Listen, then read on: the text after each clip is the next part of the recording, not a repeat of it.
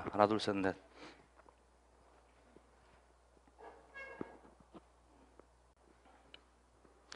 안녕하세요. 이번에 기본반은 제가 이제 새롭게 편집을 한 이 생물학 개론이라고 하는 책으로 이제 수업을 할 것입니다.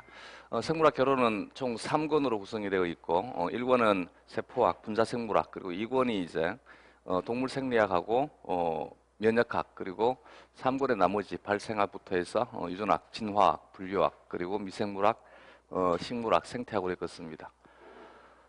수업은 먼저 이제 이론 과정은 두 번, 한 번은 이 생물학 개론으로 하는 그 1월부터 3월까지 세 달 과정은 기본 과정으로 하고요. 그 다음 과정은 생물학 총론으로 심화 과정을 하도록 하겠습니다.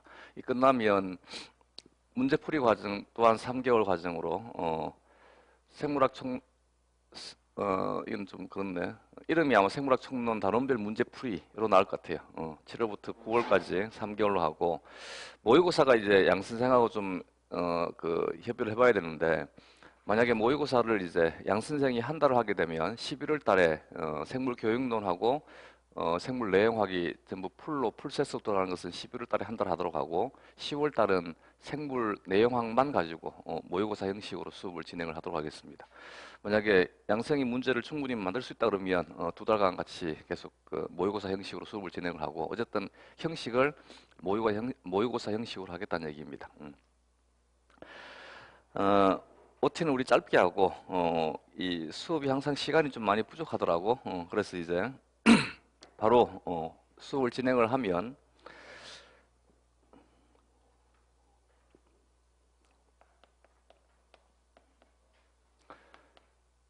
생물 혹은 이제 이 생물체라고 하는 것은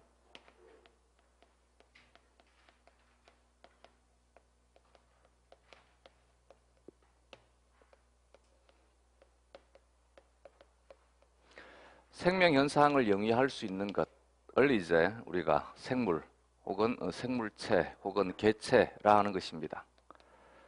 그럼 개체라고 하는 단위가 될 수 있는 것은 생명 현상을 영위할 수 있는 체제여야 되고 여기에서 이제 생명 현상이라고 하는 것은 요즘은 이제 간단하게 대사 기능을 수행할 수 있어야 되고 유전 기능을 수행할 수 있어야 되고 진화에 대한 능력을 가지고 있어야만 된다. 이 세 가지에 대한 기능을 수행할 수 있는 것, 이게 이제 생물이다 라고 얘기를 합니다.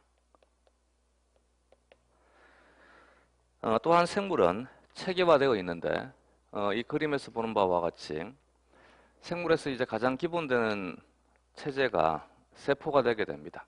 세포라고 하는 것은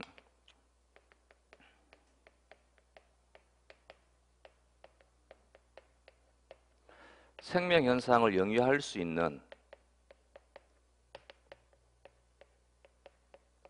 최소 단위를 세포라 합니다. 영위할 수 있는 것이기 때문에 이 말은 하나의 세포가 하나의 개체가 될 수 있습니다. 그러나 하나의 세포가 무조건 하나의 개체는 아닙니다. 이해가 되겠지? 그래서 이제 예를 들게 되면 대장균은 하나의 세포가 이 세 가지를 다 이제 수행을 할 수 있는 것이기 때문에 이것은 하나의 개체가 될 수 있는 것인데 내 몸을 구성하고 있는 세포는 이것을 다 수행을 못 하잖아. 따라서 내 몸을 구성하고 있는 하나의 세포는 개체가 아닌 것이지. 이제 이해가 되겠어? 그래서 이제 세포라고 하는 것은 이 개체가 될 수 있는 최소 단위가 세포이다가 되는 것입니다. 되겠지? 이제 이들 세포들이 모여가지고 우리가 조직을 이제 형성을 한다라고 얘기를 했었을 때 이때 이제 이 조직이라고 하는 것은 단순하게 세포들이 모여 있다 같은 종류의 세포들의 모임을 이제 조직이라 하는 것이 아니고 원자와 분자처럼 원자들이 모여가지고 하나의 분자를 만들게 되면 원자 개개인이 할 수 없는 어떤 하나의 일을 분자에서는 할 수 있다는 얘기지. 이해가 되겠어? 그래서 이제 단순하게 세포들의 집합만을 조직이라 하는 것이 아니고 세포들이 모였는데 세포 단위에서는 수행할 수 없는 어떤 일들이 이 단위가 되니까 뭐가 된다는 얘기야. 새로운 어떤 기능, 새로운 어떤 일을 할 수 있을 때 이때 이제 이것을 하나의 기능적인 체제로 봐서 뭐라 한다고 조직이라 하더라는 거지. 이해가 되겠어? 이와 같은 조직들이 이제 모이게 되면 조직계 또한 마찬가지지. 조직들이 모여가지고 조직 수준에서는 할 수 없는 일을 조직계라고 하는 것은 수행할 수 있을 때 이게 이제 하나의 어떤 시스템인 구조 단위가 되는 것입니다.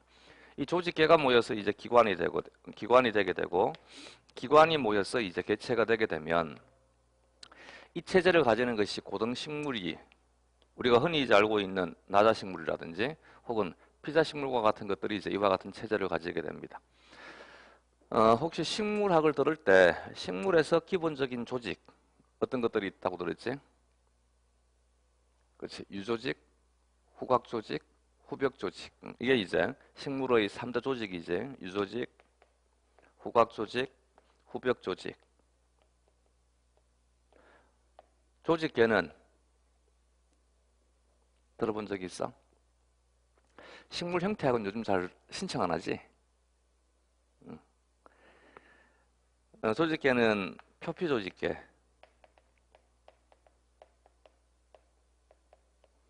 기본조직계, 유관속 조직계. 들어본 것 같아? 이들이 이제 식물에서의 조직계가 되게 되고 기관은 다들 잘 알 것입니다. 잎, 줄기, 뿌리가 이제 3대 기관이 되게 되고 이것을 이제 다시 구분한다라면 잎과 같은 기원이기 때문에 흔히 식물에서의 3대 기관이라면 잎, 줄기, 뿌리라는 것이고 이 잎이 이제 어떻게 분화가 될 것이냐에 따라서 잎이 될 수도 있고 꽃이 될 수도 있고 꽃이 나중에 시간이 지나가지고 분화가 된 기관이 뭐가 되게 돼? 열매가 되게 되는 것이지. 이들이 이제 식물을 구성하는 기관이 되게 됩니다. 반면에 이제 동물의 경우에는 세포가 모여서 조직이 되게 되면 동물은 조직계라고 하는 단위를 설정하지 않습니다. 조직들이 모여서 기관이 되는 것이지. 기관이 모여서 기관계가 되게 되고 이들 기관계가 개체가 되게 됩니다. 이게 이제 고등 동물에서 형성되는 이제 체제가 되게 돼. 이렇게 이제 생물은 구조적으로 체계화되어 있더라. 알겠지? 동물에서 기본 조직, 4대 조직 뭐가 있지? 그렇지? 상피, 결합, 신경, 근육 조직. 에피더미스를 식물에서는 주로 이제 표피라고 많이 번역을 하고 동물에서는 주로 이제 상피라고 많이 번역을 합니다. 근데 동물에서도 이제 표피란 단어를 쓰기도 합니다. 이게 이제 기본 조직이고 기관에 대한 것은 우리 몸은 수없이 많고 되겠지. 이건 일일이 나열 안 해봐 되겠지. 이게 이제 생물에 대한 체제이면 무조건 생물은 이런 체제를 가져야만 된다가 아니라 아까 생물체라고 하는 것은 채소 단위가 세포가 생물체에 대한 채소 단위가 될 수 있는 것이기 때문에 대장균은 이 단위에서 뭐가 된다는 얘기야. 개체 이다가 되는 것이고 또 어떤 것들은 이 단위에서 해면동물은 이 조직 단위에서 이제 다른 개체를 보면 하나의 조직에 불과한 것인데 얘가 뭐가 되는 거야? 개체인 것이지. 그래서 해면동물은 뭐라 그래? 무배협성 동물을 하지 않아? 아직까지 조직이 분화되어 있지 않다라고 얘기를 하는 것이지. 다른 동물들도 마찬가지지. 이 수준에서 개체가 될 수도 있고 이 수준에서도 개체가 될 수 있는 것이고 이제 개체라고 하는 단어 이해가 됐어? 응. 이 세포를 구성하고 있는 이제 기능적인 단위들이 이제 세포 소기관이 되게 되면 이 세포 소기관은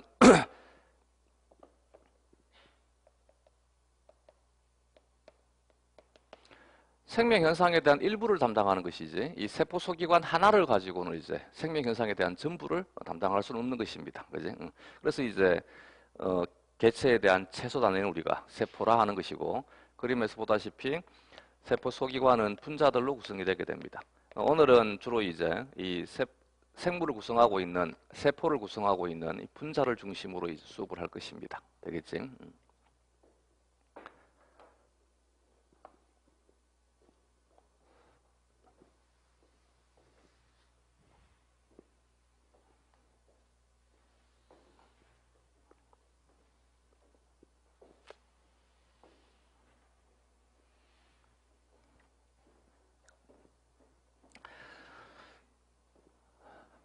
이제 분자를 가지고 다루는 것들이 이제 이 생화학이 되게 되면 생화학은 화학에 대한 지식도 굉장히 많이 필요하고 유기화학에 대한 지식도 많이 필요한데 이게 이제 문제가 되는 것이 뭐냐 그러면 우리는 화학은 시험을 치지도 않을 뿐더러 여러분들도 화학이 전공이 아니고 나도 화학이 전공이 아니다 보니까 서로가 이 대화하기가 참 너무너무 힘든 거지. 근데 문제는 화학이 전제가 되어야지만 얘기는 진행이 되게 되는 것이지. 그렇다 해서 내가 이 강의장에서 이제 여러분들의 어떤 그 궁금증을 풀어주기 위해 가지고 너무나 긴 시간을 할애해서 내가 화학을 할 수는 없는 것이지. 이해가 되겠죠? 따라서 이제 오늘 수업을 하는 내용들 중에 이게 무슨 말인지 모르겠다. 이건 생물을 모르는 것이 아니고 화학을 모르는 거예요. 내가 어떻게 해줄 수가 없어. 그래서 이제 나는 너무너무 궁금해 죽겠다. 그럼 뭘 하면 돼? 화학 공부하면 되는 거지. 일반화학 책을 사가지고 혼자 공부하시면 되고 유기화학에 대한 것도 마찬가지. 뭔가 강치기가 얘기를 하는데 이게 무슨 말인지 모르겠다. 그럼 유기화학 책을 사가지고 공부를 하셔야 되는 것이지 내가 어떻게 해줄 수가 있는 것이 아닙니다. 알겠지? 내가 이 자리에서 이제 뭐 화학을 자세하게 풀어준다든지 유기화학을 자세하게 풀어준다든지 이건 안 된다는 얘기지. 그러지 않겠어? 그래서 이 부분에 대한 것은 두 가지의 선택이 있어요. 나 그냥 무시하겠다. 그냥 결과적인 것들만 외우고 가겠다. 그래도 우리 공부할 때 크게 문제 없습니다. 알겠지? 근데 내가 이제 이해를 못하니까 미치겠다. 그럼 어떻게 된다고? 자기가 공부하시면 되는 것입니다. 공부하기 싫으면 그냥 넘어가면 되는 것이고. 알겠지? 대신에 이제 그 궁금하다 해서 내가 화학적인 것들을 자세하게 풀어주고 자세하게 할 수는 없는 것입니다. 이 부분은 서로 합의하고 같이 알겠지. 우리는 화학 강의장이 아니라 생물 강의장이기 때문에 내가 일반 화학을 강의한다든지 유기화학을 강의할 수는 없는 것이잖아. 이제 이해가 되겠죠? 먼저 이제 대사라고 하는 것은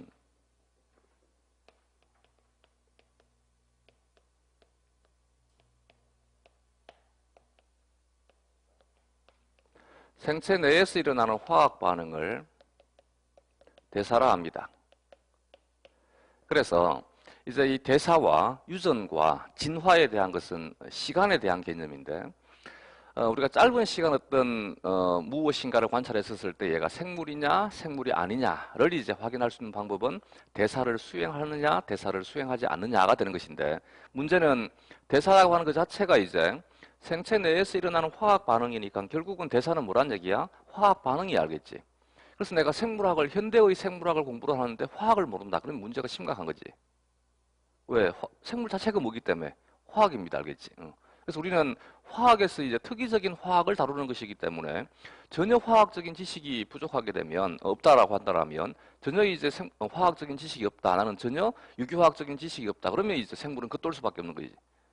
옛날의 생물과는 지금의 생물은 다르다는 얘기지.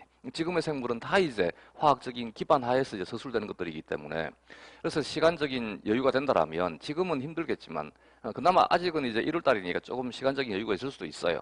언제든지 시간적인 여유가 있을 때 합격하시든지 혹은 지금부터라도 일반 화학책이라든지 혹은 유기화학 책들은 좀 괜찮은 책 한 권들은 소장하고 있는 것이 좋을 것 같아요. 중간중간에 한 번씩 찾아보고 내가 깊이 공부하라는 얘기가 아니라 생물학을 공부하다가 화학적인 개념이 등장할 때 이게 무엇인지 정도는 알 수 있어야 된다는 얘기지. 내가 화학 반응에 대한 원리는 이해를 못하더라도 화학적인 개념이 어떤 뜻인지 정도는 알 수 있어야 된다는 얘기지. 그 정도는 각자가 좀 하시기 바랍니다. 알겠지?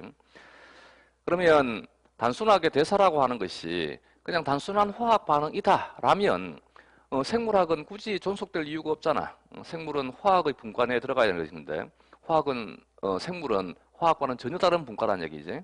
그 말은 이제 생체 내에서 일어나는 화학 반응에 대한 독특한 특징이 있겠지. 이게 뭐가 되게 돼? 생체 내에서 일어나는 화학 반응과 생체 밖에서 일어나는 화학 반응의 차이가 뭐다? 그렇지, 효소. 단 하나, 효소밖에 없어. 생물이냐, 비생물이냐, 구분이 뭘 것 같아? 그렇지, 효소 시스템이 구축되어 있느냐, 효소 시스템이 구축되어 있지 않느냐, 이 차이밖에 없는 것이지. 그래서 이제 생체 내에서 일어나는 화학 반응이란, 즉 대사라고 하는 것은 효소가 관여한다는 것밖에 없습니다. 이때 이제 이 효소는 생체 촉매를 우리가 이제 효소로 하는 것이지, 그죠? 촉매는 정촉매가 있고 부촉매가 있는데 정촉매는 활성화 에너지를 낮추어 주는 것이고 부촉매는 활성화 에너지를 높여 가지고 이제 반응을 일어나지 못하도록 만들어 주는 것입니다.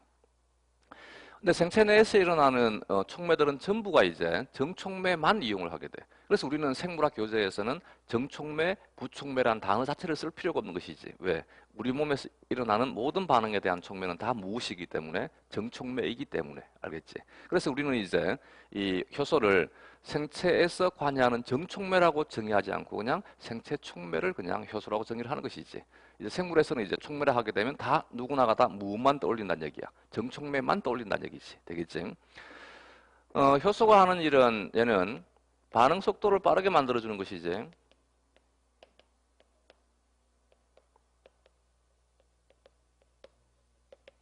반응 속도가 빠르다. 이게 이제 생물과 비생물에 대한 차이가 되게 됩니다. 얼마만큼 빠르냐면 굉장히 이제 반응성이 큰 물질 중에 하나가 이 CO2라고 하는 물질이 있어요. CO2가 물에 용해가 되게 되면 얘가 이제 용해된 CO2의 상태보다도 물과 반응을 해서 탄산의 형태로 이제 더 많이 존재하게 됩니다. 이 탄산은 이제 물과 반응을 해서 이온화되게 되면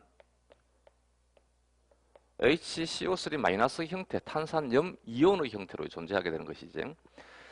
이때 이제 효소가 개입되는 것 중에 하나, 효소가 개입되는 반응이 이제 여기 이 반응인데, 여기 이 반응을 촉매하는 효소를 탄산 무수화 효소라고 배웠지.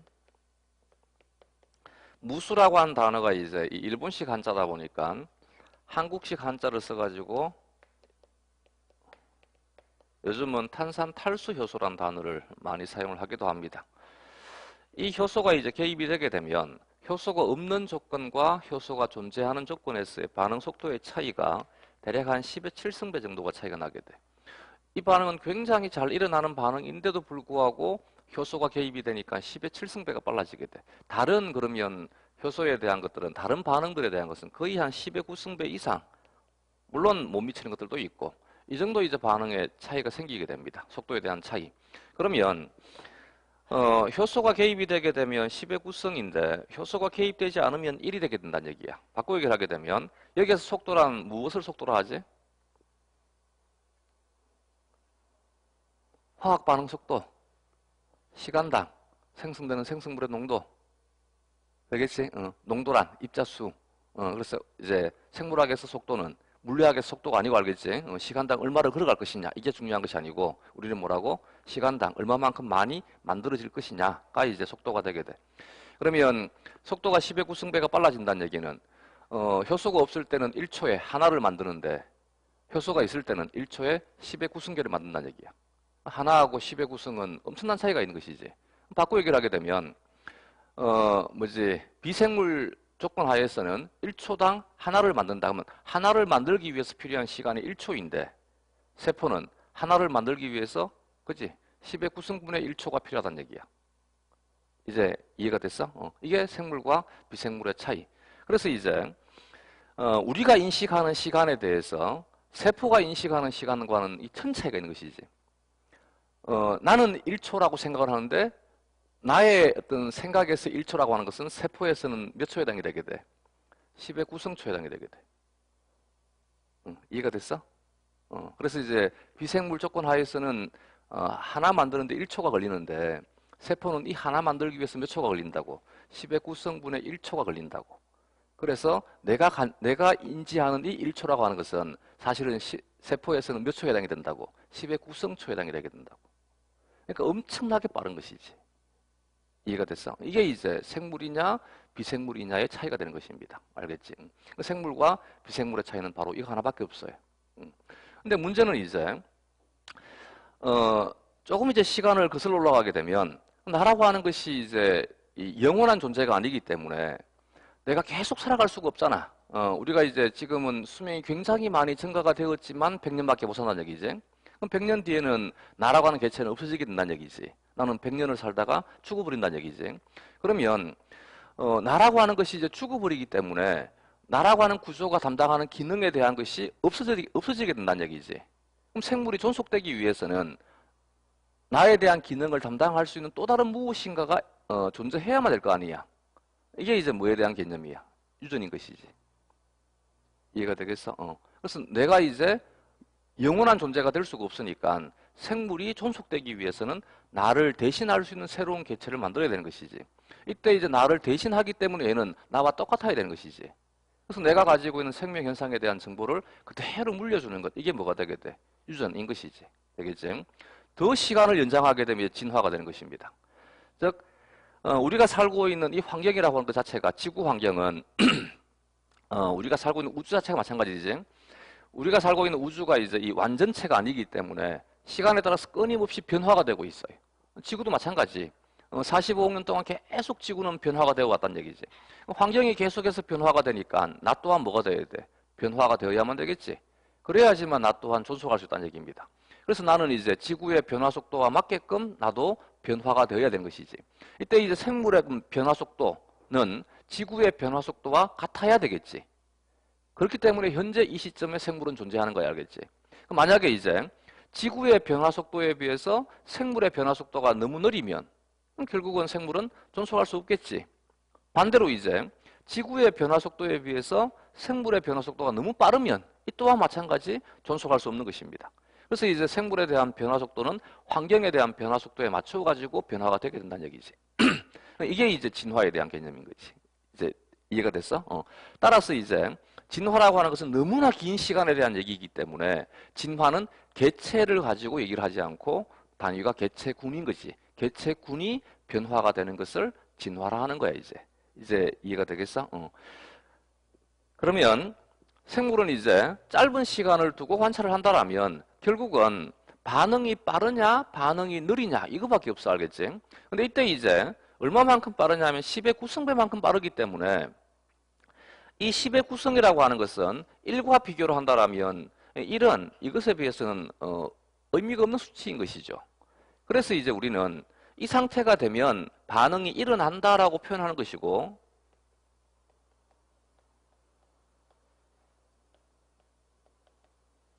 이 상태가 되면 반응이 일어나지 않는다라고 표현한단 말이지.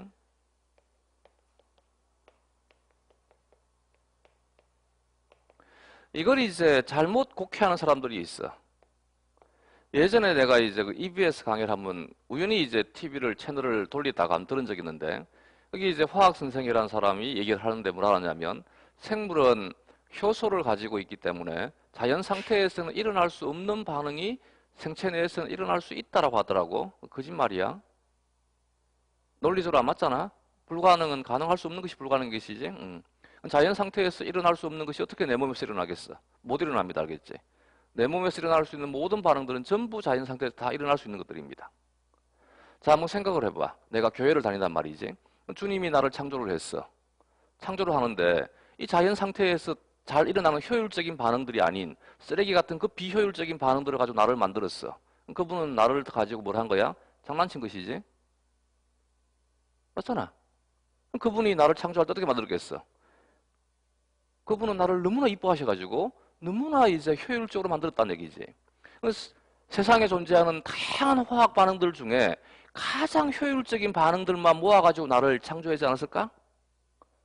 내 말 이제 이해가 되겠어? 또 하나는 진화로 한번 설명을 해볼게. 그럼 내가 진화가 되어가지고 이 시간 동안에 나는 진화가 되어서 현재 존재하고 살아남았다는 얘기지. 그 말은 그럼 45년 동안 왜 살아남았겠어? 가장 효율적인 체제이기 때문에 살아남은 거야, 알겠지? 무슨 말인지 이해가 돼? 그래서 이제 여러 가지 화학 반응들이 있으면 그 화학 반응들 중에 가장 효율적인 반응들만 모아가지고 그것을 더 효율적으로 하기 위해서 뭘 했는 거야? 효소까지 동원시킨 거야. 그게 나란 존재야, 알겠지? 그래서 이제 똑같은 A라고 하는 물질과 B라고 하는 물질이 서로 이제 반응을 한단 말이지. 반응을 할 때, 이때 반응이 보다 더 잘 일어나는 반응들이 내 몸에서 일어나게 돼. 근데 그 반응이 보다 더 잘 일어나는 반응인데 뭐까지 합체한다고? 효소까지 합체가 되니까 나는 미생물과는 전혀 다른 체제가 되어 있는 것이야, 이제. 이해가 되겠어? 그래서 내 몸에서 일어나는 반응에 대한 특징. 내 몸에서 일어나는 반응들은 전부 다 뭐라고? 자연 상태에서 다 가능한 것들, 알겠지? 그냥 가능한 것이 아니고 뭐라고? 가장 효율적인 반응들로 구성되어 있다는 얘기지. 그러나 이제 나는 다른 그 비생물 조건과는 구분되어야 되는 특징들이 있기 때문에 몇 가지 반응들은 예외가 될 수 있는 것입니다. 그건 생물만의 어떤 고유한 특징을 부여하기 위해서. 그 이외에 대부분의 화학 반응들은 가장 효율적인 반응들로 구성되어 있다는 얘기지. 그렇기 때문에 우리는 굳이 화학 반응에 대한 원리는 안 따지는 거야. 왜? 일어날 수 없는 반응을 일어나게 한다라면 우리는 공부를 해야 될 거 아니야. 화학은 다루지 않을 것이기 때문에. 무슨 말인지 이해가 됐어? 근데 우리 몸을 구성하고 있는 모든 화학 반응들은 뭐라고? 가장 효율적인 반응들로 구성되어 있기 때문에 화학에서 극히 일부만 우리는 다룬다는 얘기지. 근데 그 일부는 누가 다뤄주는 거야? 전부 화학에서 다 해준다는 얘기지. 그래서 이제까지 생물학 책을 볼 때 반응이 어떻게 어떤 원리로 일어나는지는 설명 안 돼 있죠. 왜? 설명할 이유가 없는 것이지. 그건 누가 담당하기 때문에? 화학이 담당하기 때문에. 이제 감이 왔어? 그러면 우리에게 중요한 것은 뭐가 중요하겠어? 이 반응이 어떤 원리로 일어날 것인가가 중요한 것이 아니고 이 반응은 무조건 일어나는 거야, 알겠지? 근데 무조건 일어나는데 생물학적인 의미를 가지는 것은 뭐라고? 이게 의미를 가진다는 얘기지. 그럼 나에게 의미가 있는 것은 뭐가 될 것 같아? 그지? 효소가 있느냐, 효소가 없느냐가 중요한 거야, 이제부터. 되겠지, 이제? 그래서 효소가 없을 때는 나는 반응이 일어나지 않는다라고 표현하는 것이고, 효소가 있을 때는 나는 반응이 일어난다라고 표현한다는 얘기지. 여기다 대고 이제, 아니, 얘도 일어나지 않느냐? 걔는 생물하기 참 힘듭니다, 알겠지? 어떤 상황이냐면, 내 주머니에 지금 돈이 100원이 들어있어. 친구 철수가 나에게 물어. 야, 나 배가 고파가지고 라면을 먹고 싶어. 너 돈 있냐라고 물어. 뭐라고 답해야 되지? 그지? 없다라고 답해야 되지. 그지 않아? 근데 있다라고 답했단 말이지. 그래, 그럼 철수가 이제 분식집에 들어가 라면을 시켜 먹었어. 야, 계산 좀 해줘. 100원 꺼내면 상황이 이상하지 않아? 내 말 이해가 되겠어? 그래서 그때는 나는 뭐라 하는 거야? 없다라고 하는 것이지. 근데 철수가 이제 내 주머니를 돈을 뒤져가지고 100원이 나왔네? 너 열 대 맞아? 그건 양아치잖아. 이제 어떤 상황인지 이해가 되겠어? 근데 이게 이제 그 제대로 생물에 대한 특성을 모르는 사람들이 이런 질문들을 너무 많이 한다는 얘기지. 지가 조금 알아. 나 이거 일어나는지 알고 있는데 왜 일어나지 않다라고 하냐고 따진다는 얘기지. 그건 뭐를 모르고 있는 거야? 생물학을 모르고 있는 것이지. 내 말 이해가 됐어? 근데 철수가 그냥 아무런 설명 없이 나에게 물어. 야, 너 돈 있냐? 라고 물었어. 나 뭐라고 답해야 돼? 그치, 100원 있어.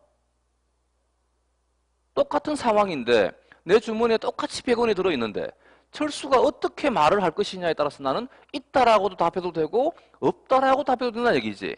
혹은 있다라고 답을 해야만 되고 혹은 없다라고 답을 해야만 되는 것이지. 이게 이제 이해가 안 되니까 매일 질문하는 거지. 100페이지는 있다고 돼 있는데 200페이지가 하니까 없다고 돼 있더라고. 어느 것이 맞냐고. 둘 다 맞는 거지. 감이 왔어 이제? 이게 이제 생물에 대한 특징인 것이지. 그래서 우리는 이제 의미가 있느냐, 의미가 없느냐에 대한 것입니다. 그렇지? 그러면 의미가 없는 것에 대해서는 굳이 논할 필요가 없지 않아? 이것도 잘 이해 못 하더라고.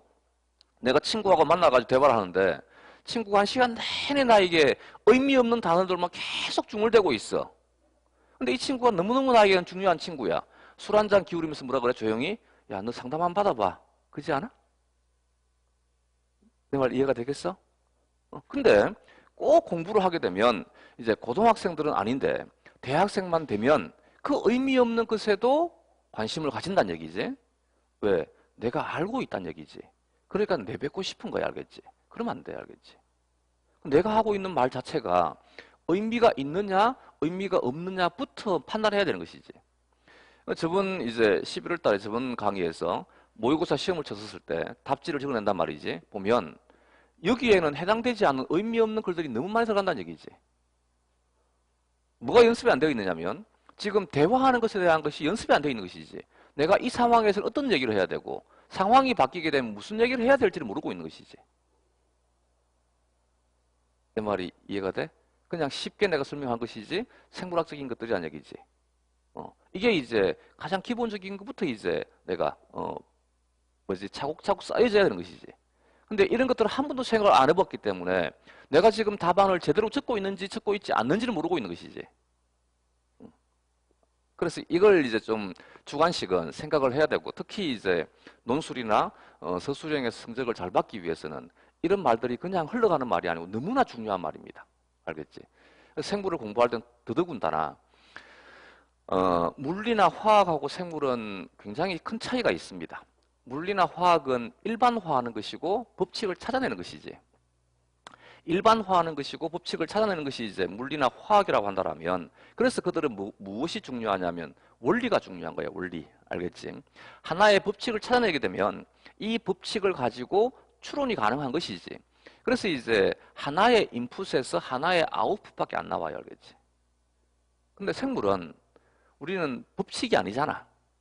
생물에서 가장 오개념이 많이 생기는 것 중에 하나가 뭐가 있지? 일반화의 오류 아니야? 이해가 됐어 이제? 즉 생물은 일반화가 아니란 얘기야. 생물은 법칙화가 아니란 얘기지. 생물은 다양하다란 얘기야.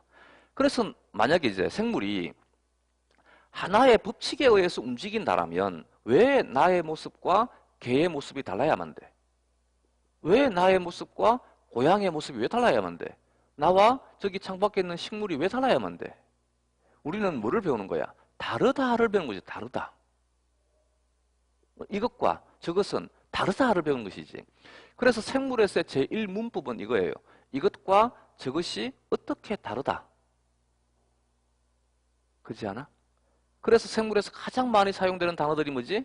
크다, 작다, 많다, 적다, 증가한다, 감소한다, 있다, 없다 아니야?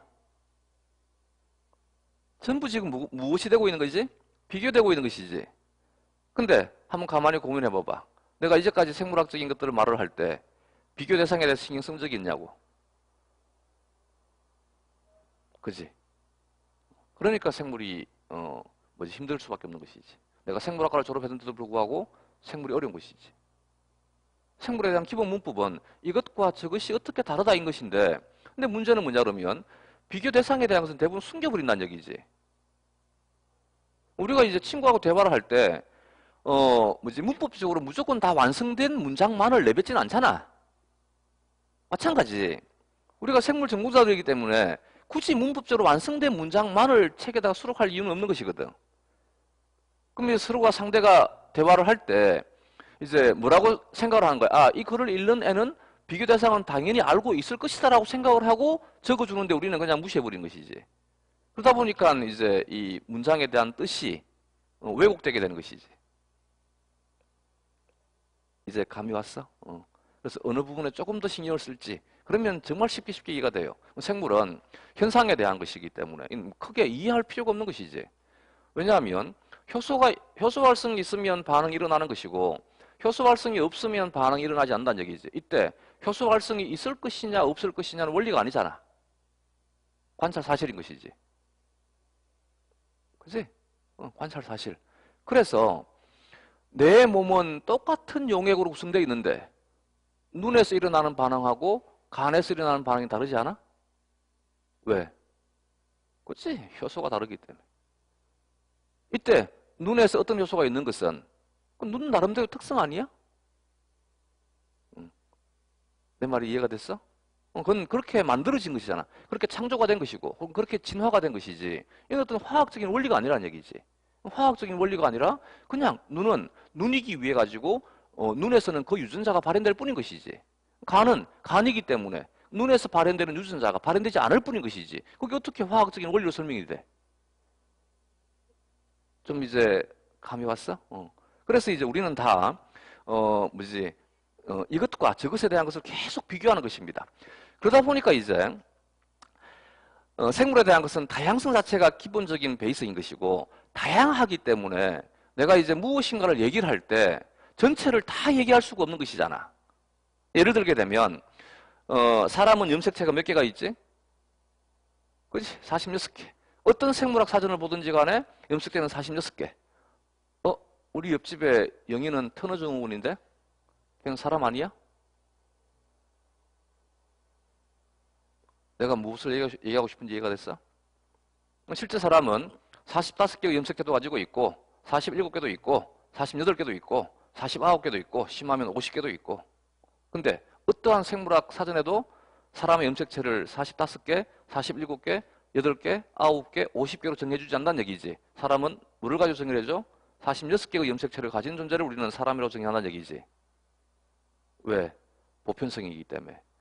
분류학만 배우면 이해하지 싶은데 내가 종에 대한 것을 이제 바운드를 설정해주고 싶어. 뭐가 필요해? 타입이 필요해. 타입 어디에 설정을 하게 돼?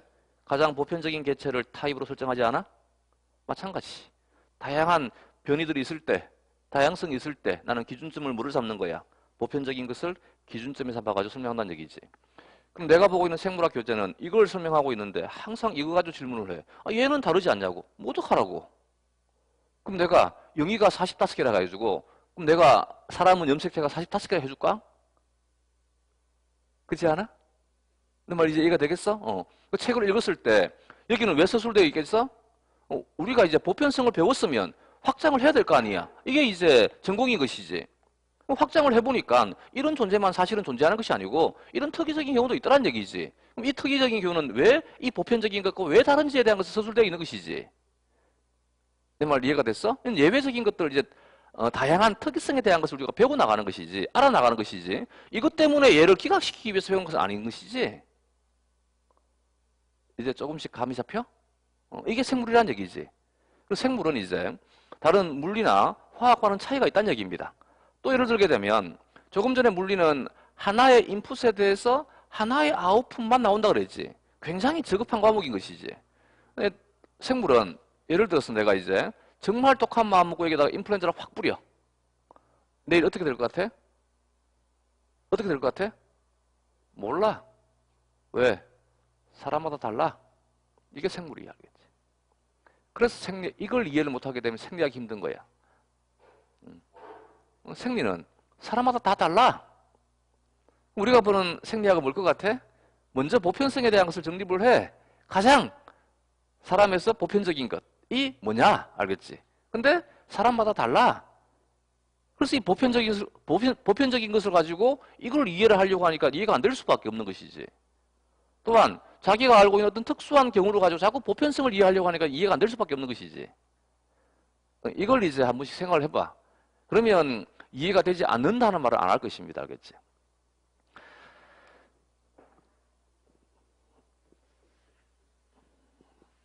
그러면 이제 앞으로 이렇게 이제 의미가 있느냐, 의미가 없느냐, 이건 좀 생각을 해봐. 생물에서 가장 중요한 것이 대사라고 한다라면 대사는 화학 반응이라 그랬어. 화학 반응은 무엇을 화학 반응이라 그래?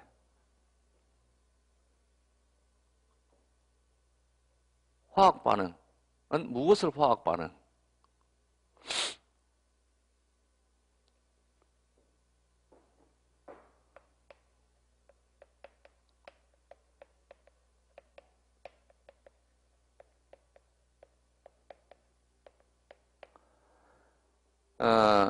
어떤 물질의 에너지 상태의 변화가 이제 물리인 거지. 에너지 상태의 변화가 물리, 그지? 성질이 바뀌는 것. 이게 이제 화학 결합이 변형이 되는 것. 이게 화학인 것이지. 그지? 그래서 이제 예를 들게 되면 광계를 구성하는 것은 이제 반응 중심이 있고 이들에게 에너지를 공급을 하는 이제 광수지 복합체가 있지. 광수지 복합체는 단지 에너지만 전달시켜 주니까 얘는 광화학 반응이다라고 하지 않는 것이지.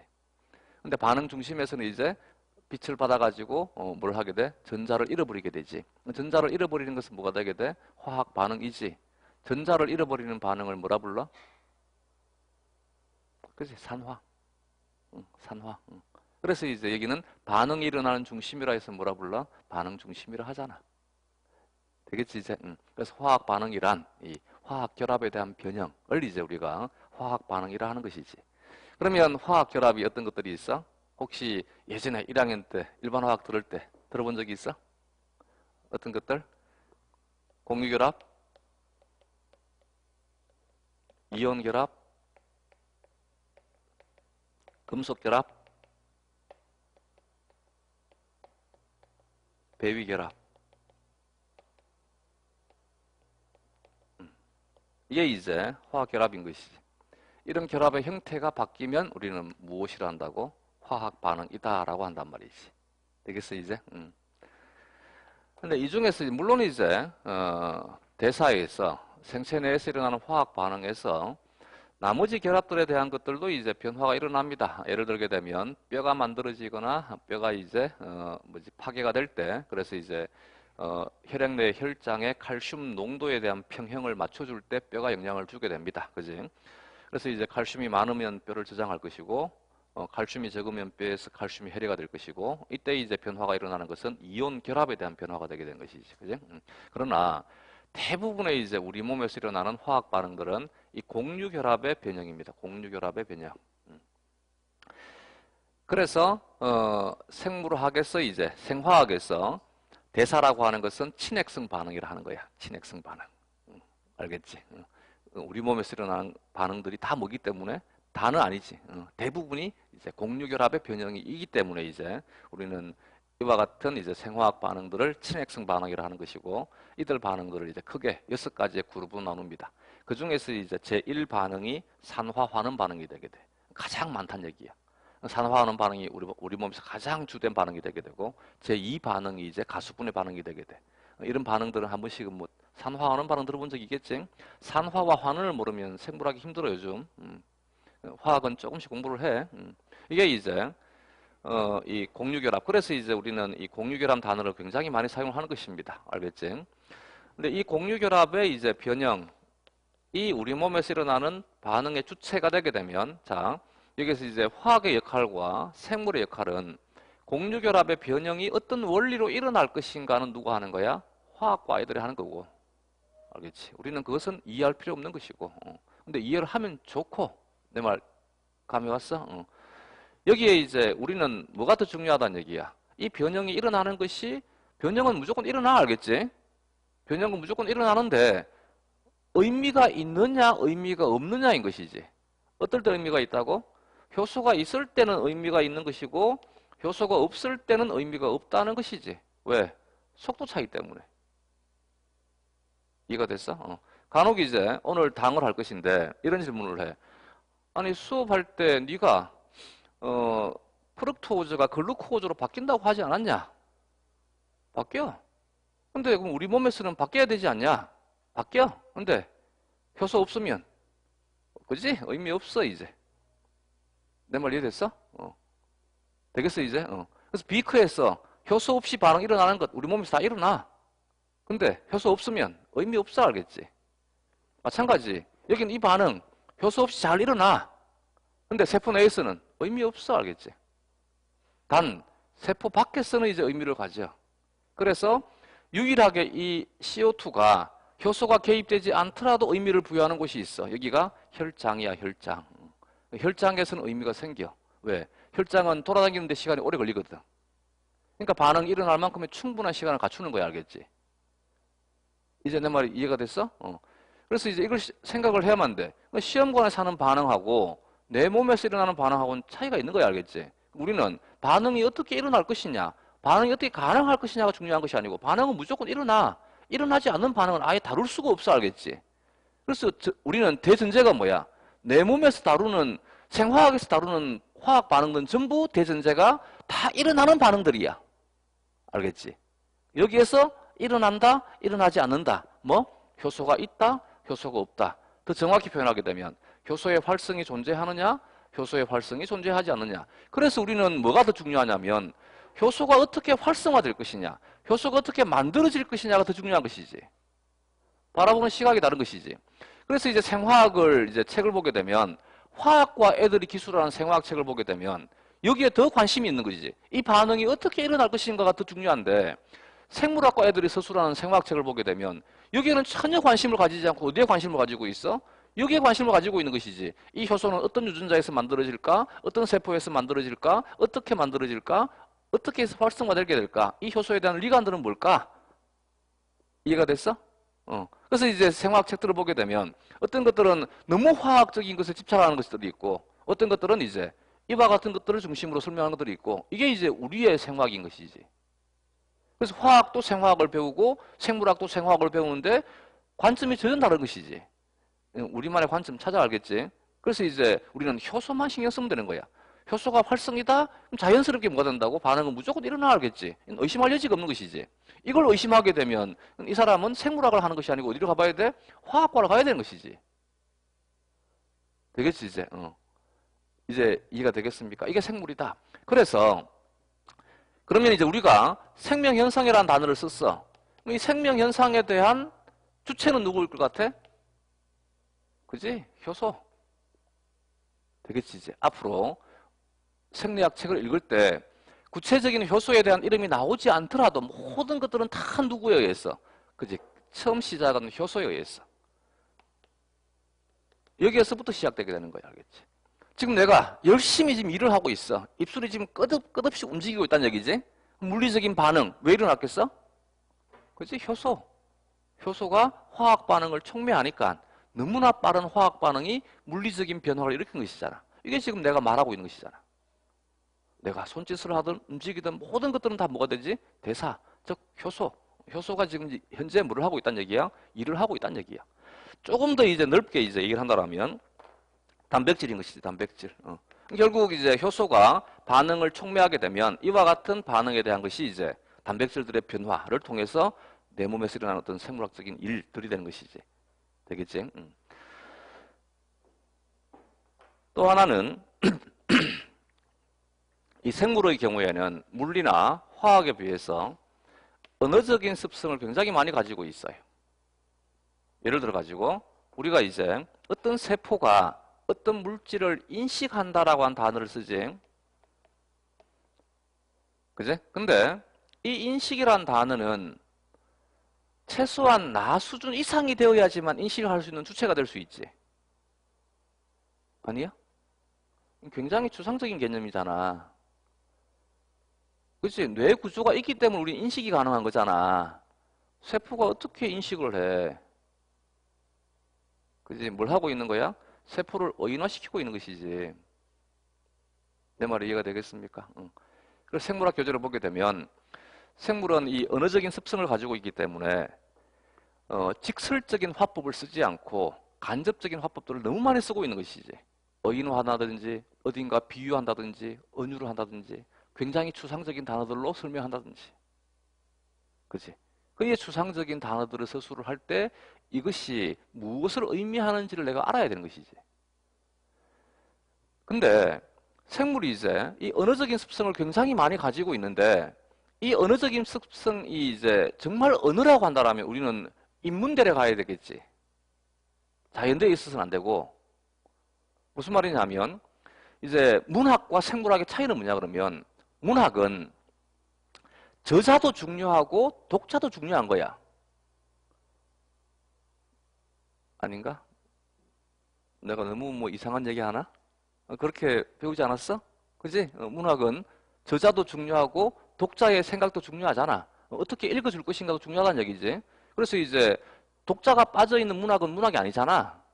그지? 저자도 있어야 되고 독자도 있어야 되고, 그지? 그래야지만 이게 완성이 되게 된다는 얘기지. 근데 만약에 이제 생물학이 저자도 중요한데 독자도 중요하다라면 우리는 문학인 거야, 알겠지? 왜?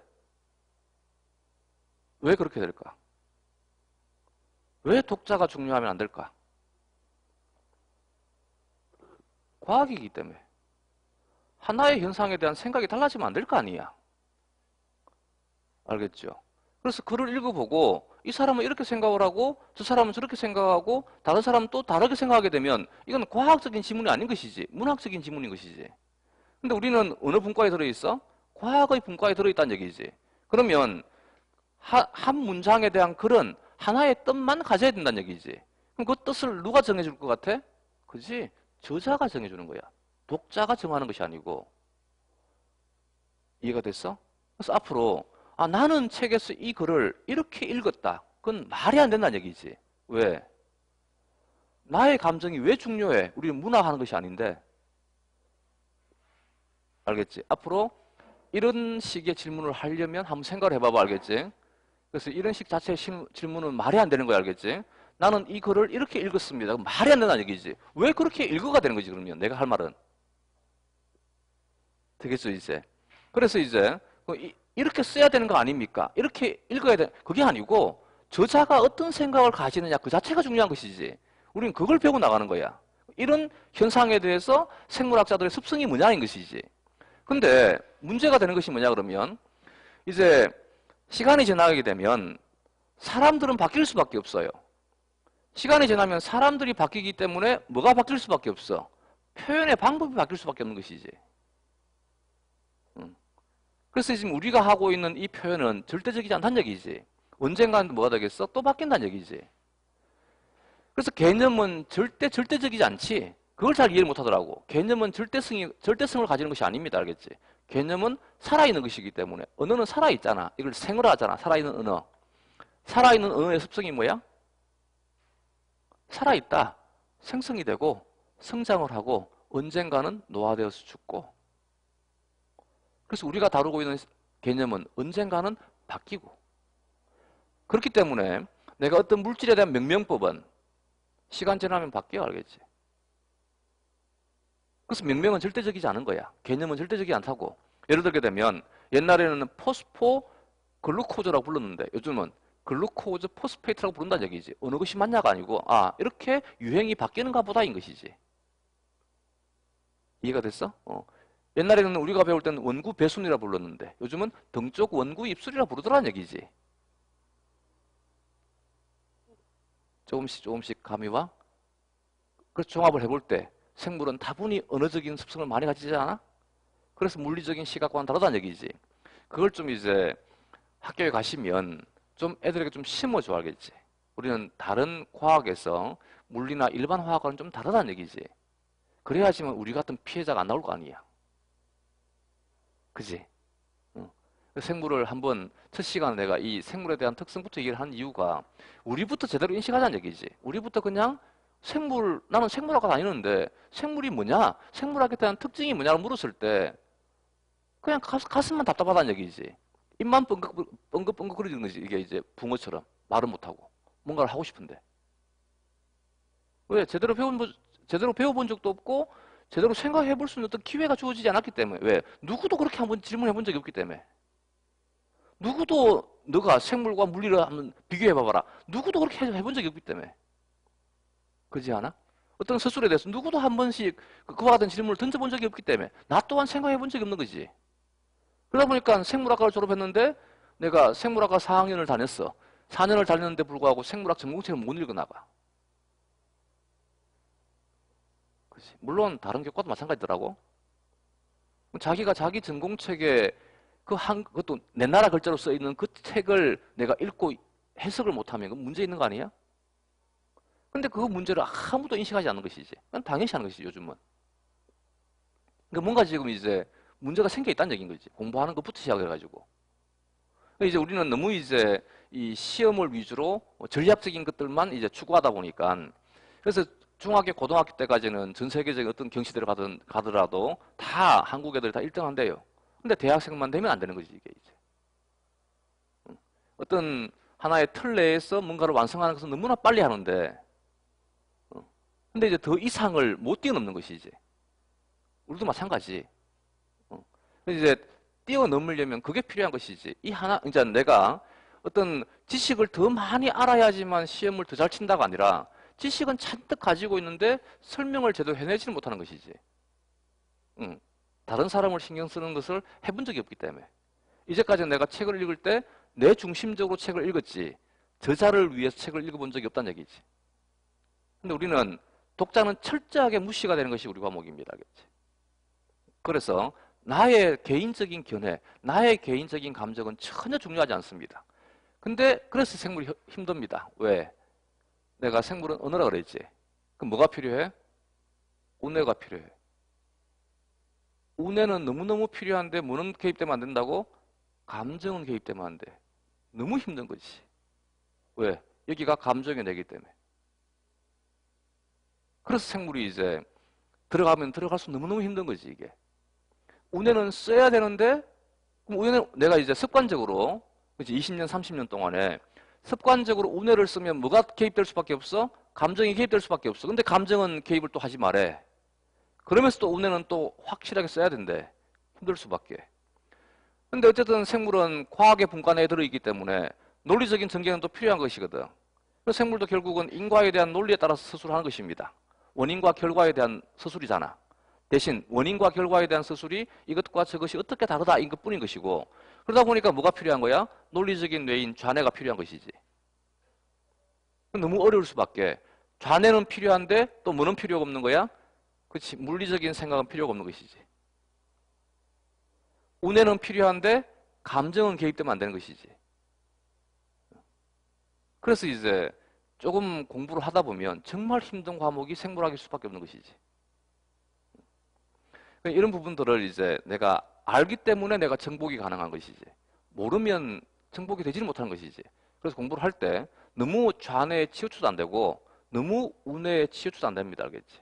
좌뇌와 우뇌가 적절하게 돌아갈 수 있어야지만 이제 생물에 대한 것은 그나마 이제 제대로 이해가 될 수 있는 것이지. 알겠죠?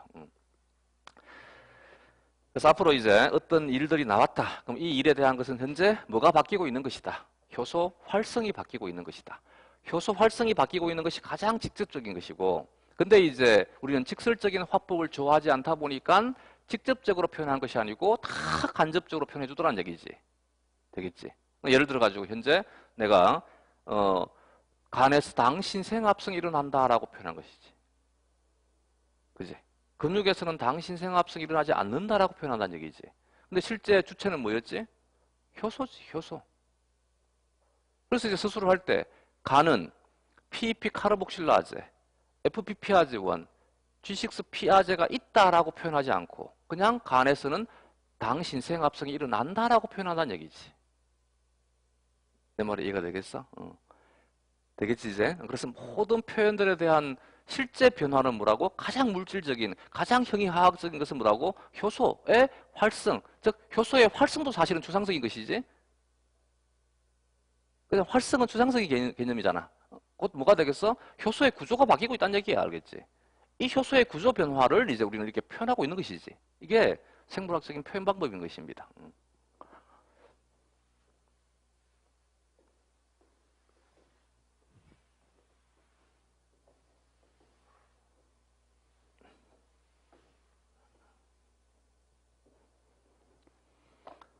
그러면 이제 효소의 변화가 어떤 화학 반응에 대한 변화를 이제 일으키기 위해서는 처음 효소가 반응을 일으킬 물질, 우리는 기질이라 하는 것이지, 화학에서는 반응물이라 하는 것이고, 이 반응물 기질과 이제 결합을 해야 돼. 이때 이제 일어나는 이 결합에 대한 것은 최초의 결합은 공유결합일 수가 없어요. 공유결합이 되게 되면 논리적인 모순이 생기게 돼. 효소가 기질과 결합을 할 때 이때 결합이 공유결합이 되게 되면 내 몸에서 의미 있는 공유결합의 변형은 무엇이 개입이 되어야만 돼? 효소가 개입이 되어야만 돼. 그럼 효소와 기질 간의 공유결합은 또 다른 효소를 또 필요로 하게 돼. 내 말 이해가 됐어? 그래서 논리적인 모순이 생기지. 그렇기 때문에 이제 처음 결합을 할 때 결합은 무엇이 아닐 수밖에 없어. 공유결합이 아닐 수밖에 없는 것이지. 화학결합이 공유결합만은 아닌데 우리 몸에서 아까 화학 반응은 뭐라 그랬지? 공유결합의 변형이라 그랬지. 그래서 공유결합이 아니다라고 해서 비공유결합이라 하는 것이지. 되겠어? 그러면 비공유결합의 변화가 일어났어. 얘는 화학 반응이라 해야 돼? 화학 반응이 아니라 해야 돼? 그지? 화학 반응이 아닌 것이지. 이해가 됐어? 되겠지 이제? 화학 결합의 변화가 뭐라고? 얘는 이제 화학 반응인 것이고. 그래서 이제 이 비공유결합이라고 하게 되면 예전에는 우리 몸 자체가 물이기 때문에 물인 촉매 내에 들어있는 물질들은 주된 것이 친수성이야. 그래서 친수성 인터랙션을 굉장히 중요하게 취급을 했어요. 수소결합과 이온 상호작용. 여기도 마찬가지. 이제 처음 생물학을 끌어가던 사람들이 나 또한 마찬가지고 여러분들도 마찬가지고 같이 다 공감할 것입니다. 우리는 화학에 대해서는 잘 모르잖아. 화학에 대해서는 어느 정도는 무지할 수밖에 없는 것이고, 그래서 이제 이온 인터랙션이 이제 화학적인 정개념인데 이걸 이제 모르니까 그냥 우리는 이온 결합이라 하는 거지. 근데 사실 화학에는 이온 결합이라는 단어가 또 있는 거지. 그래서 이온 본드와 인터랙션은 다른 것입니다. 그지? 근데 우리는 인터랙션을 뭐라고 번역한단 말이야? 이온 결합이라고 번역한다는 얘기지. 잘못 번역된 것입니다. 근데 어쩔 수 없이 우리는 그렇게 쓰니까 같이 쓰면 되고, 대신에 이제 생물학 교재에서 나와 있는 이온 결합은 다 무엇으로 인식해 주면 돼? 이온 상호작용으로 인식을 해주면 되지. 되겠지? 대신에 이제 이런 측면은 또 있어요. 이게 이제 인터랙션인지 현재 이온 결합이 형성되었는지를 구분하기가 참 힘들 때가 있어요. 어떤 경우냐면 예를 들어 가지고 이제 이 DNA가 히스톤과 결합을 할 때 정자가 되게 되면 이제 히스톤이 떨어져 나가고 프로타민이 가서 결합을 해주게 돼. 들어본 적이 있어? 정자의 핵이 응축이 되는 것. 이렇게 이제 정자의 핵이 강하게 응축이 될 때는 이제 히스톤 대신에 프로타민이라고 하는 것이 가서 결합을 해줍니다. 이 프로타민은 60%가 아르기닌으로 구성이 되게 돼. 그러다 보니까 프로타민이 DNA와 결합할 때는 이 이온 결합이 너무 많아가지고 거의 염처럼 움직여 버리는 것이지. 이것은 이제 이온 상호작용이라 해야 될 것이냐, 이온 결합이라 해야 될 것이냐가 되는 것이지. 그처럼 이제 우리는 그 두 개의 전하가 한 곳에서만 결합을 하는 것이 아니고 너무나 많은 곳에서 결합을 하다 보니까 강력한 결합을 형성을 해줄 수도 있다는 얘기지. 그래서 이제 이 구분이 참 모호한 것이지. 얘를 인터랙션이라 하기도 그렇고 결합이라 하기도 그렇고 물론 그렇게 생각한다면 이해는 가고 어쨌든 간에 하나하나 따지자라면 전부 이온 인터랙션인 것입니다. 알겠지?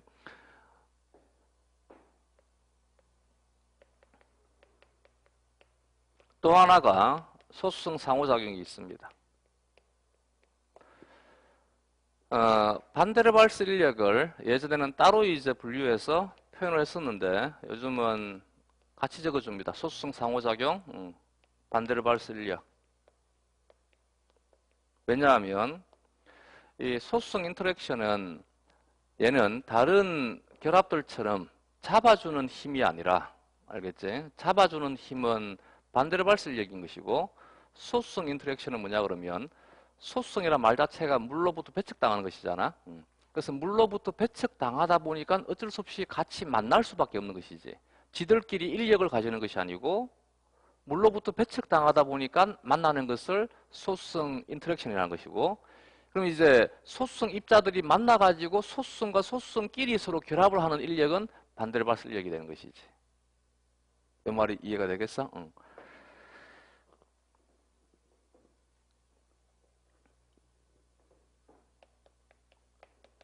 친수성은 물과 친한 것을 친수성이라 하지. 소수성은 물로부터 배척당하는 것을 소수성이라 하지. 친수성은 물과 친하기 때문에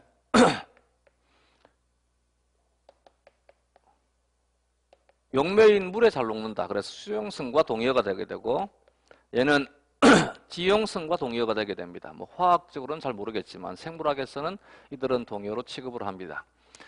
근데 극성과 비극성에 대한 것은 이들과 동의어가 아닙니다. 알겠지? 근데 간혹 이제 일반 생물학 교재들은 대부분 다 친수성과 극성, 소수성과 비극성을 동의어처럼 취급을 하는데 잘못된 것입니다. 그건 안 됩니다. 인정 안 해줍니다. 알겠지? 생물학 시험이라 하더라도 생물학 교재에 나와 있더라도 잘못된 것입니다. 그래서 친수성과 극성은 동의어가 아닙니다. 소수성과 비극성도 동의어가 아닙니다. 알겠지?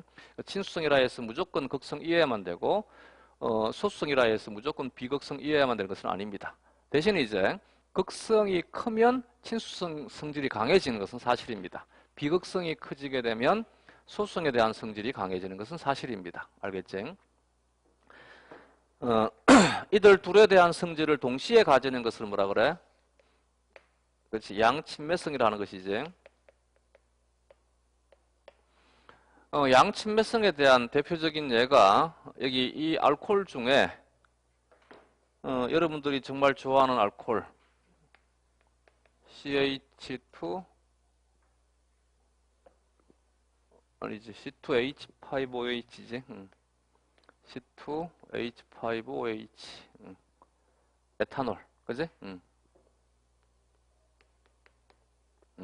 이게 이제 에탄올 아니야? 맞아? C2H5OH 에탄올 아니야? 반응 좀 보내줘봐. 맞잖아, 에탄올. 에탄올 안 좋아해? 다 좋아하잖아, 에탄올. 여기 이 알코올, 얘가 이제 여기 탄화수소 사슬을 가지고 있으니까 소수성에 대한 성질은 가지긴 한데 이 길이가 너무 짧아가지고 여기에는 이 OH에 대한 성질에 대해서 다 성질을 죽이지를 못하는 거지. 그러니까 OH에 대한 친수성에 대한 성질도 가지고 있고 여기 지방족 사슬에 대한 소수성에 대한 성질도 가지고 있는 것이고, 그지? 근데 이제 여기에 탄화수소 사슬이 자꾸 길어지게 되면 뭐가 더 커지게 돼? 소수성에 대한 성질이 자꾸 커지게 되지. 소수성에 대한 성질이 너무 강해지게 되면, 즉 지방족 사슬이 너무 길어지게 되면, 그러면 여기는 이 극성에 대한 친수성에 대한 성질들이 묻혀버리는 것이지. 그래서 지방족 알코올은 물에 녹지를 못하는 것이지. 되겠지 이제? 그럼 지방족 알코올은 분명히 여기 극성작용기잖아. 극성이잖아. 그런데도 불구하고 뭐가 안 된다고? 친수성이 안 될 수 있다는 얘기지. 어쨌든 얘는 에탄올은 이제 양친매성인 것이지. 그래서 얘는 어디에도 녹아? 물에도 녹고 유기용매도 녹는 것이지. 이게 알코올이다, 에탄올이다, 그지? 혹은 이제 생물학에서 가장 이제 많이 다루는 양친매성이라 하게 되면 이와 같은 막지질인 인지질, 그지? 이쪽은 친수성이고 아래쪽은 소수성이고 지방족 사슬은 소수성이 되게 되고 이렇게 이제 양친매성인 것들을 우리가 디터전트라 합니다. 세제. 들어본 적이 있지, 그지? 디터전트, 세제. 이런 디터전트를 세제를 물에 풀어버리게 되면 여기에 있는 친수성에 대한 것들은 물과 접하게 되고 소수성인 것들은 물로부터 배척당하게 됩니다. 그래서 이제 물로부터 분리가 되게 돼.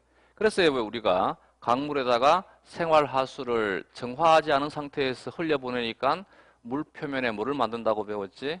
막을 만들더라. 물 표면에 막이 형성이 되게 되면 뭐가 문제가 되게 돼? 산소가 제대로 용해가 되지 않더라. 그래서 물 속의 산소량 DO라는 것이지.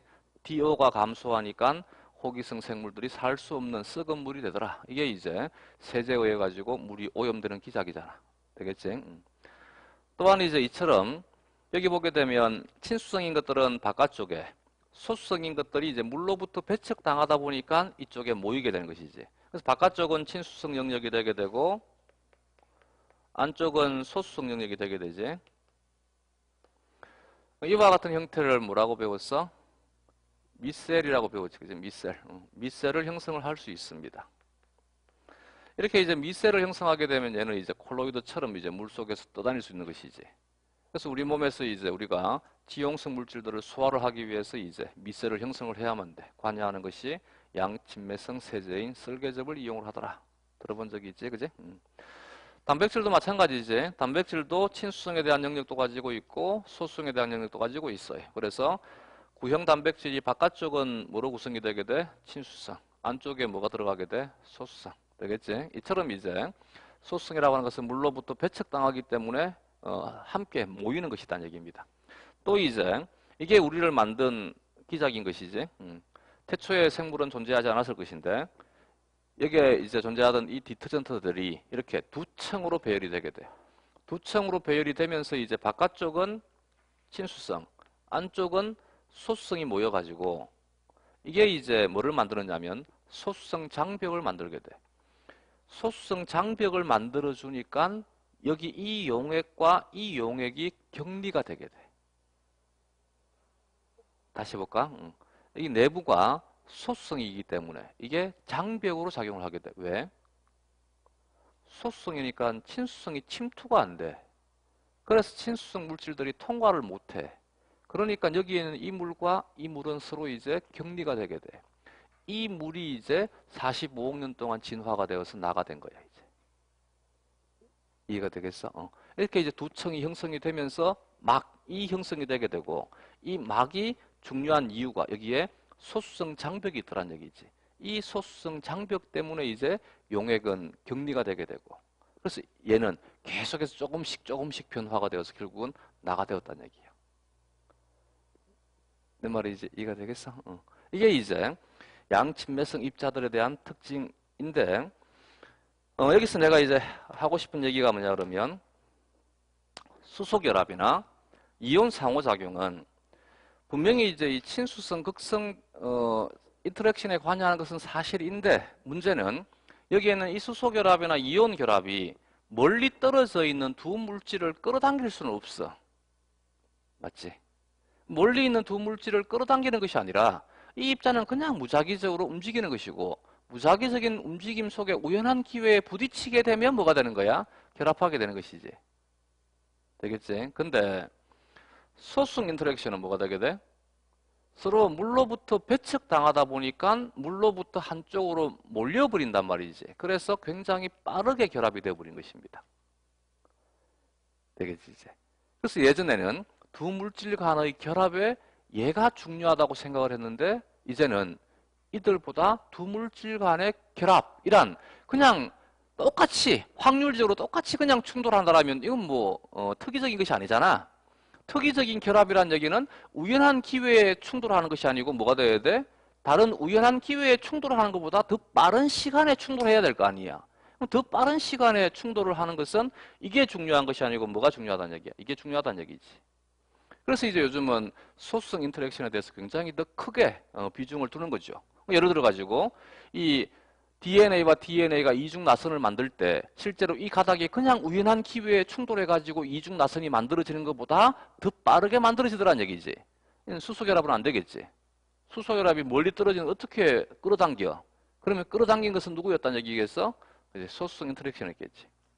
소수성 인터랙션을 해가지고 염기들이 서로 가까이 접하니까 이제 뭐가 생기는 거야? 수소 결합이 생기는 것이지. 내 말이 이해가 되겠어? 단백질도 마찬가지인 것이지. 단백질 또한 친수성의 어떤 인터랙션보다는 단백질의 소수성 영역들이 소수성이다 보니까 뭐가 될 수밖에 없어. 물로부터 배척당하다 보니까 이게 보다 더 빠르게 입체화가 되게 되는 것이지. 소수성이 안쪽에 모이게 되는 것이고. 이제 정리가 되겠어? 그래서 소수성 인터랙션. 얘는 굉장히 중요한 것입니다. 그러면 이제 내가 이제 이 물을 끓였을 때 물을 끓였다. 그러면 이렇게 이제 다른 단어를 쓰게 되면 이게 연습이 되지 않게 되면 어색할 수밖에 없어. 물의 온도가 높아진다는 말은 무슨 말이지? 물의 에너지가 커진다는 뜻이야. 그지? 물이 가지고 있는 에너지가 물의 온도잖아, 온도. 알겠지? 그러면 온도가 높아진다는 말은 물이 가지고 있는 에너지가 많아지고 있다는 얘기야. 그러면 물에 대한 활성은 뭐가 되겠어? 강해진다가 되는 것이겠지. 강해진다. 물에 대한 활성이 강해지니까 물이 친수성 결합들은 깨버리는 것이지. 친수성 인터랙션은 깨버리는 것이잖아. 그래서 우리가 끓이면 뭐가 되게 돼? 수소 결합도 끊어져, 이온 결합도 끊어져. 끓이면 소금 잘 녹잖아. 왜? 물의 활성이 강하니까 물이 빨리빨리 뭘 해버리는 거야? 깨버리는 것이잖아. 내 말 이제 이해가 되겠어? 근데 물의 활성이 강해지게 되면 그러면 물이 여기에 참여를 해버리니까 다른 분자들 간의 수소 결합이나 이온 결합은 빨리 깨지는데 얘는 뭐가 될 것 같아?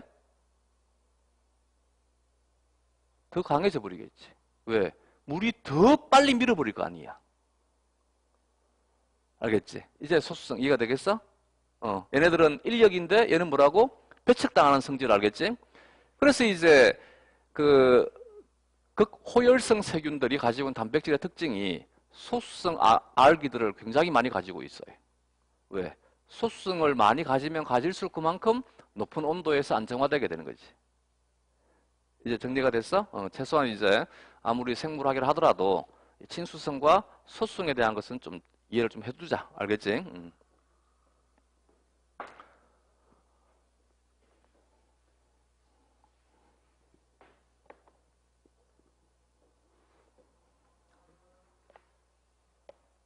또 하나는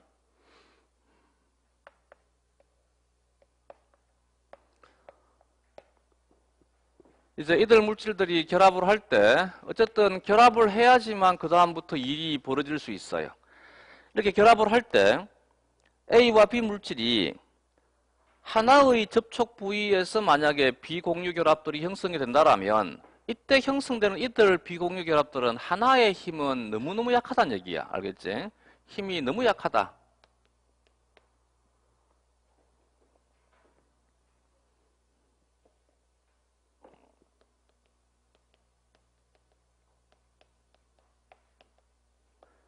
너무 약하기 때문에 여긴 이 A와 B는 충돌했었을 때 그냥 튕겨나가 버립니다. 알겠지?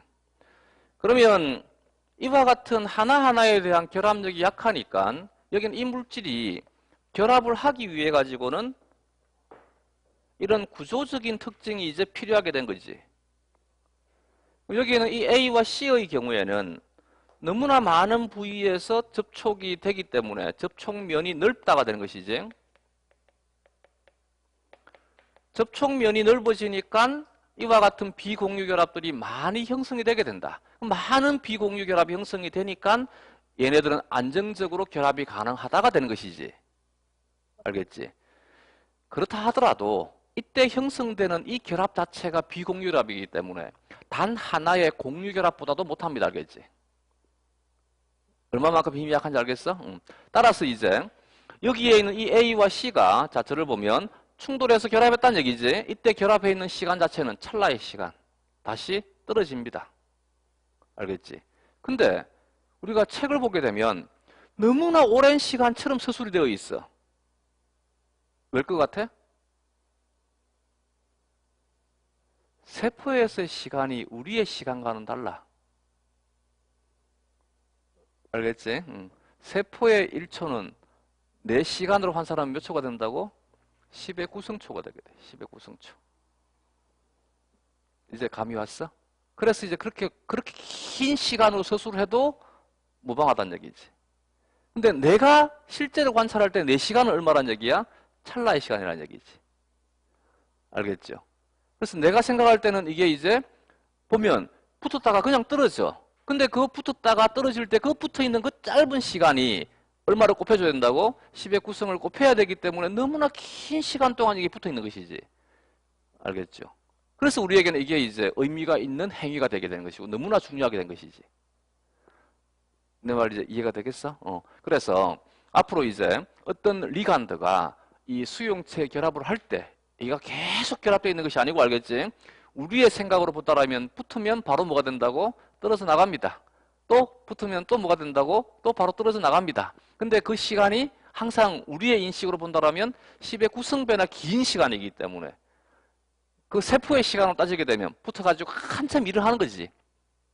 한참 일을 해주고 난 다음에 뭐가 되는 거야? 떨어지는 것이지. 세포의 관점에서 본다라면. 이제 이해가 되겠어? 또 하나는 이렇게 이제 두 물질들이 결합을 하게 되면 이런 물질들에게 부여하는 개념이 하나는 리간드라고 하는 개념을 부여하고 하나는 리셉터라고 하는 개념을 부여를 합니다. 이때 이 리간드와 리셉터에 대한 것은 상대적인 것이기 때문에 어디다가 부여해도 상관없습니다. 알겠지? 그래서 예를 들어서 A는 C의 리간드이다. 대신 이렇게 서술을 했었을 때 여기다가 C는 A의 리간드이다라고는 표현하지 않는다는 얘기 알겠지? 이해가 되겠어? 대신 이제 A는 C의 리간드이다라고 하게 되면 C는 A의 수용체이다라고 보통은 습관적으로 표현해 주더란 얘기지. 되겠지 이제? 대신 C는 A의 리간드이다라고 하는 이 한 문장만은 쓸 수 있어 알겠지? 대신 이 문장과 짝이 되는 것은 뭐가 되겠어? A는 C의 리셉터이다가 되는 것이지. 그래서 절대적으로 A는 리간드여야만 되는 것은 아닙니다. 알겠지? 내 말 이제 이해가 되겠습니까? 이렇게 써도 되고 이렇게 써도 되는 것이고 내가 어떤 말을 할 때 습관적으로 이제 잘 쓰는 말은 있습니다. 그지? 잘 사용하는 말은 있는 것이지. 여기도 마찬가지 습관적으로 이제 대화의 주체가 되는 곳에 리간드보다는 리셉터를 줍니다. 대화의 주체가 되는 것이니까 보통은 세포가 가지고 있는 것이 뭐가 된다는 얘기야?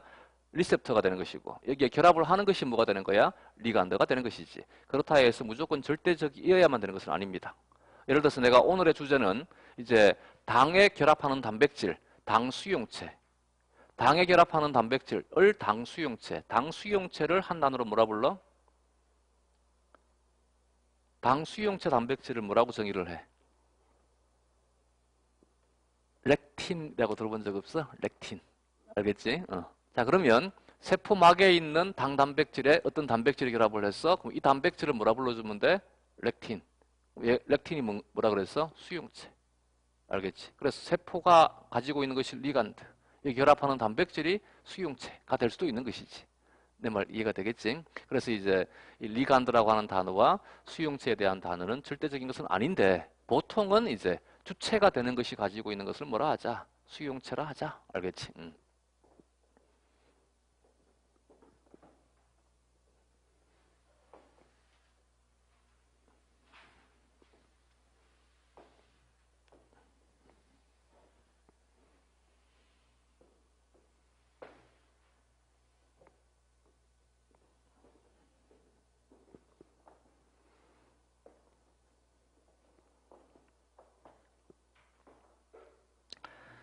2페이지에 표 1-1에 전기 음성도에 대한 것은 정리가 되어 있으니까 참고하면 되고, 친핵성 반응에서는 가장 중요한 것이 이제 이 전기 음성도에 대한 차이입니다. 산소가 수소에 비해서 전기 음성도가 크기 때문에 전자는 산소 쪽으로 쏠리게 돼. 전자가 산소 쪽으로 쏠리되, 즉 산소가 전자를 뺏어가긴 뺏어가는데 아직까지 결합은 유지가 된 것. 이게 이제 부분전하에 대한 개념입니다. 알겠지? 이 부분전하는 델타로 표기하고 전자가 많은 쪽을 마이너스, 전자가 적은 쪽을 플러스라고 표기를 합니다. 근데 얘가 이제 너무 이제 강력하게 뺏어가지고 이게 끊어져 버리게 되면 이게 이온화에 대한 원리입니다. 그래서 부분전하가 만들어지는 것이나 이온화에 대한 것이나 원리는 같은데 정도의 차이입니다. 알겠지? 그래서 이제 뺏어가긴 뺏어가는데 다 안 뺏어가면 뭐가 된다고? 그치. 부분전화가 되는 것이고, 아예 다 몰수를 해버리게 되면 이온화가 되는 것이고, 대신 이제 이온화가 될 때는 얘가 이제 수소 이온이 H 플러스가 지 혼자 못 돌아다녀요. 누군가가 뭘 해야 돼? 불쌍하니까 잡아줘야만 돼. 이게 이제 뭐가 되게 돼? 염기가 되는 것이지. 뺏어가는 놈이 뭐가 되는 거야? 산이 되는 것이지. 되겠지, 이제? 그래서 물이 산으로 작용하면 뭐가 되는 거야? OH-가 되는 것이고, 옆에 있는 물이 수소이온을 잡아주면 뭐가 되는 거야? H3O 플러스가 되는 것이고. 되겠지? 산 염기는 무엇을 가지고 얘기하는 거야? 그렇지. H 플러스. H 플러스를 주는 놈을 뭐라 한다고? 산. H 플러스를 받는 놈을 뭐라 한다고? 염기. 알겠지? 자, 그러면 물과 이제 물이 반응을 해서 한 놈은 수소이온을 줘. 지는 수산화이온이 되고, 한 놈은 받아. 이게 되겠지. 이제 반대로 반응하게 되면, 이렇게 적으니까 좀 별로네. 이걸로 하자. 아세트산이 물과 반응을 해. 얘가 이제 CH3CO-가 되면 물은 H3O 플러스가 되게 되지, 그지? 수소이온을 주는 존재를 산이라 하자. 수소이온을 받는 존재를 염기라 하자. 이게 산염기 반응인 것이지, 그지? 이온화 반응. 그래서 이온화는 산만 가지고는 안 됩니다. 염기만 가지고는 안 됩니다. 산과 염기가 동시에 있어야지만 반응이 일어날 수 있습니다. 이것을 산염기 반응이라 하는 것입니다. 알겠지? 자, 여기 이 반응에서는 얘가 뭐로 작용하게 돼? 그치, 염기가 되지, 염기. 얘가 뭐가 되게 돼? 그치, 산이 되는 것이지. 그래서 최소한 생물을 공부하는데 짝산, 짝염기에 대한 개념을 모르면 참 너무한 거야, 알겠지? 이들의 관계를 짝산, 짝염기의 관계를 하는 것이지. 되겠지? 이게 실제 반응이야, 실제 반응. 근데 이제 여기는 이 실제 반응에서 우리 몸에 존재하는 용매가 물이기 때문에 물에 대한 것은 왼쪽, 오른쪽, 좌변, 우변 지우자. 지워서 이제 알자 반응을 쓰는 거야. 알자 반응 알겠지? 이게 실제 반응. 알자 반응은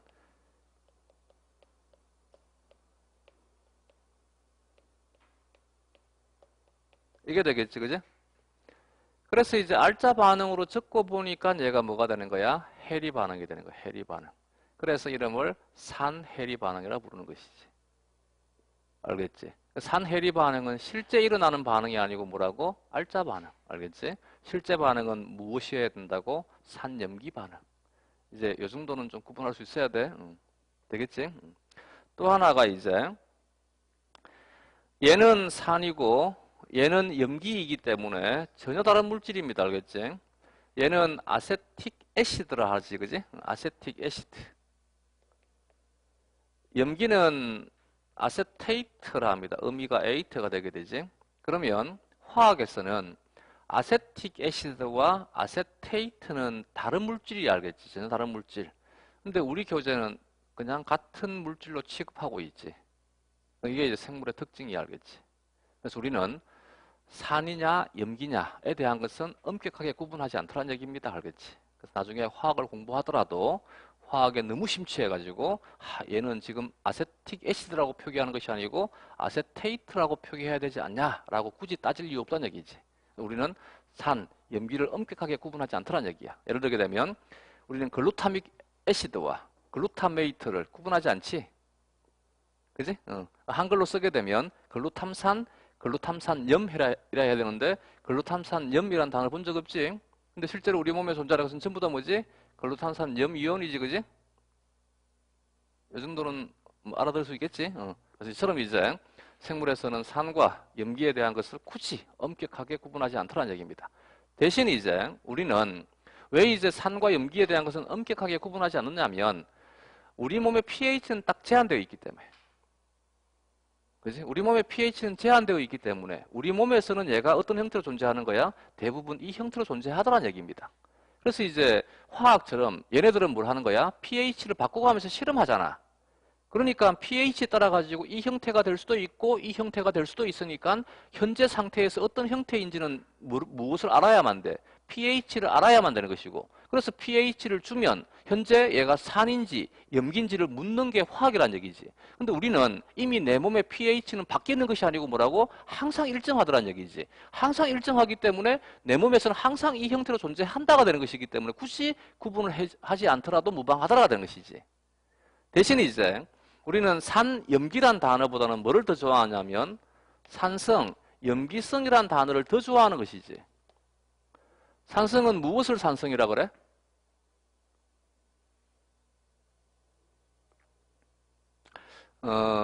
오늘 이제 기분 나빠하지 말고 알겠지? 느꼈으면 좋겠어요. 우리가 얼마만큼 기본에 불충실하고 있었다는 것은 좀 느꼈으면 좋겠어. 내가 이것을 지적을 해서 니들은 잘못되었다를 얘기하고 싶은 것이 아니고 나 또한 마찬가지로 이렇게 공부했는 것 같아요. 근데 이제 그걸 가지고 내가 계속 나도 이제 강의를 하기 위해서 공부를 했을 거 아니야. 석사 박사하면 지전공 하지 누가 뭐 다른 전공 공부를 왜 해줘? 그렇지 않겠어? 그럼 학부 때 누가 공부하겠어? 이제 강의 하다 보니까 어쩔 수 없이 나도 생리학도 해야 되고 뭐 이것도 해야 되고 저것도 해야 되고 하는 것이지. 근데 공부를 하다 보니까 이제 어느 부분에 가서는 막히는 거지. 이게 이해가 안 되는 거지, 그 문장이. 그게 이제 내 스스로 터득이 된 것이, 이런 이제 기본적인 것에 대해서 너무 이제 나는 불충실하다 보니까 나중에 어느 벽에 도달되게 되면 뛰어넘기가 힘들더란 거지. 그걸 나는 이제 내 스스로 깨우친 거고, 강의를 하다 보니까. 왜? 알려줘야만 되고 그래야지만 살아남으니까. 근데 만약에 내가 이제 학부 때 정말 그 교수님들이 나를 위해 가지고 하나씩 하나씩 이제 깨우치도록 해줬다라면 그럼 나는 더 빨리 가지 않았을까라는 생각은 들더라고 이제. 그렇지. 그래서 이제 알려주는 거지. 근데 우리는 정작 이제 고등학교 때도 마찬가지고 대학 때도 마찬가지고 가르치는 짓도 그냥 산성, 염기성 그냥 막 써버리고, 근데 정작 가서 산성이 뭐냐고 물어보게 되면 엉뚱한 말 하고. 왜? 지도 관심 안 가졌거든. 지도 관심 안 가지고 나도 관심 안 가지고 나중에 가다 보니까 결국은 다 막히는 것이고. 그지 않아? 그래서 이것은 우리부터는 바꾸자고 알겠지. 우리부터는 이제 나중에 학교 가시게 되면 당장 수능 문제 한 문제를 풀게 만드는 것이 중요한 것이 아니고 기본적인 것들은 갖춰주고 난 다음에 문제를 풀게 하자는 얘기지. 그지 않아요? 산성은 근데 책에는 다 나와 있어. 단지 관심을 안 가질 뿐인 것이지. pH 7에서 산으로 작용하는 것을 산성이다라고 하는 거야. 알겠지? 그러면 pH 7에서 산으로 작용하는 것이니까 pKa 값이 뭐보다는 작다는 얘기야? 7보다는 작다는 얘기지, 그지? 물론 이제 pKa 값이 7보다 크다 해가지고 산으로 작용하지 않는 것은 아닌데 그 비중이 적을 수밖에 없는 것이지. 이해가 되겠죠? 그러면 염기성의 경우에는 pH 7에서 염기로 작용하는 것이 이제 염기성 물질이 되게 돼. 알겠지? 이 정도 번역하는 것은 기본적인 화학. 산으로 작용을 한다. 그 말은 현재 자신은 어떤 형태로 존재한다? 염기의 형태로 존재한다. 알겠지? 하나는 도저히 무슨 말인지 모르겠어. 그냥 외우죠. 알겠지? 산으로 작용을 한다는 말은 염기로 존재한다. 염기의 형태로 존재한다. 가장 기본적인 화학적인 상식. 알겠지? 그러면 염기로 작용을 했다. 현재 어떤 형태로 존재한다? 산의 형태로 존재한다. 알겠지? 산으로 존재한다. 그러면 기본형이 산인데 염기의 형태가 되면 항상 뭐를 띌 수밖에 없어? 엄전하를 띌 수밖에 없어. 알겠지? 그래서 얘는 엄전하를 띠는 존재가 되게 돼.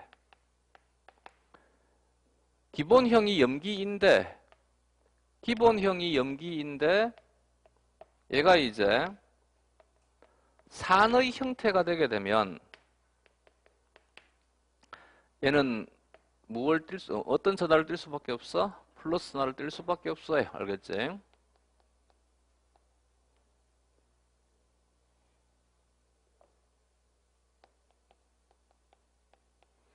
그래서 이제 생물에서 산성이란 곧 무엇을 의미하게 돼? 엄전하를 의미하게 돼. 추론했는데, 논리적인 추론. 됐어 이제? 맞잖아. 논리적인 전개 아니야? 논리적인 결이 없지. 논리적인 비약도 없고 논리적인 모순도 없고. 그러면 그냥 고개 끄덕이면 되지 않나? 산성은 무엇을 의미한다고? 엄전하. 되겠지? 염기성은 무엇을 의미하게 돼? 양전하. 알겠지? 그래서 우리에게 중요한 것은 이게 더 중요하다는 얘기지. 앞으로 책을 읽을 때 내가 어떻게 독해하는지를 알려주고 있는 거야. 산성은 말하고 싶은 것이 뭐라고? 엄전하를 말하고 싶은 거야. 염기성은 뭐를 말하고 싶은 거야? 양전하라는 것을 말하고 싶은 거야. 알겠지? 산성 물질이다? 어떤 물질이다? 엄전하 띠는 물질이다. 알겠지? 염기성 물질이다? 어떤 물질이다? 그렇지. 양전하되는 물질이다. 이걸 알려주고 싶은 거야. 산염기로 얘기하고 싶은 것이 아니고 나는 전하를 얘기하고 싶은 거야. 이게 생물학자들이 말하는 대화 방법이라고 알겠지? 그래서 앞으로 산성을 보면 뭐를 떠올려라고? 엄전하를 띈다. 알겠지? 염기성을 보면 뭐라고 떠올려라고? 아, 얘는 양전하를 띠는 물질인가 보다 라고 떠올린단 말이지. 전하가 더 중요하단 말이지. 되겠지 이제?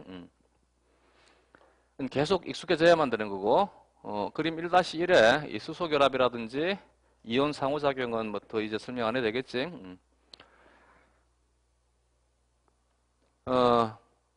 1-3에 이들 반응에 대한 것은 참고하면 되고 뭐 이 정도는 기본이겠지.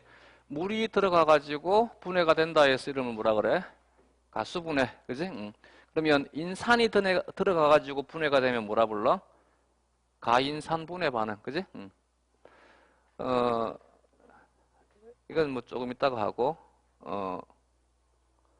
이들도 참고만 하자. 대신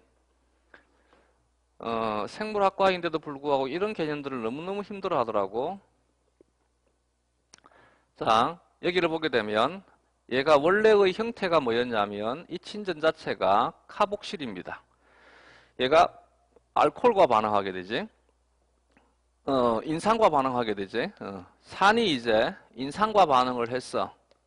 그러면 이제 이 둘이 합쳐진 것을 이제 한국식 개념은 그냥 글자 붙이면 돼. 우리는 산, 인산이라 불러주면 되지. 되겠지? 근데 이 또 미국 애들은 이게 아니더란 얘기지. 그래서 얘네들은 뭐 의미도 따지고 뭐 어근도 따지고 같이 붙일 때 같이 붙이지도 못하고 그러다 보니까 애시드하고 포스페이트를 붙이면 우리는 그냥 애시드 포스페이트라고 적어주면 되는데 얘네들은 뭐 복잡하게 하더라는 얘기지. 여기에 의미는 떼내고 연결어 이를 집어넣어 가지고 붙여라. 그래서 뭐가 된 거야? 아실이 된 거야. 아실 알겠지? 내 말 이제 이해가 되겠어? 그럼 애시드가 공유결합을 형성한 것이 뭐가 되는 거야? 아실. 그래서 앞으로 이제 우리가 아실을 읽을 때는 적고 읽을 때는 아실이 알겠지? 아실과 애시드는 달라 알겠지? 애시드는 카복실기가 애시드인 것이고 아실은 이 상태가 아실인 것이고 상태는 다르긴 다르지 알겠지? 그래서 이제 이 아실을 볼 때는 이제 항상 적고 읽을 때는 아실이라 해야 되는데 머릿속에서는 뭐를 떠올리면 된다고? 산, 애시드를 떠올리면 되는 것입니다. 알겠지? 마찬가지겠지? 그럼 아세트산이 반응을 하게 되면 뭐가 되게 돼? 아세틸이 된 거지. 아세틸. 되겠어 이제? 아세트산, 아세틸. 그래서 왜 우리가 대학교과 과정에서는 아세틸코에이라고 불러. 근데 고등학교 때는 뭐라고 나와? 활성 아세트산이라고 나오지 않아? 이제 이해가 되겠지? 또 이걸 또 설명하면 모든 또 명명에 대한 것을 또 다 물어보더라고. 그러지 말고 나도 다 모른다 알겠지? 그래서 이제 모든 명명을 다 정리해 주세요. 그러면 안 됩니다 알겠지? 명명심만 엄청나게 두껍습니다. 그걸 어떻게 내가 다 정리를 해줘? 그냥 그때 아 얘는 이런 값다라고 하고 대충 감만 잡으면 되는 것이지. 우리가 굳이 명명에 참여해가지고 어떤 물질 보고 어떻게 명명할 것인지를 고민할 이유가 뭐가 있어? 그렇지 않아? 우리가 명명을 해야 될 이유가 없잖아. 명명된 걸 이해만 해주면 되는 것이지. 그래서 이제 그냥 아실이 이렇다 하는 것 정도만 알면 되는 것이지 모든 것들에 대한 명명을 다 기록을 해가지고 외우고 그러지 말자고 알겠지.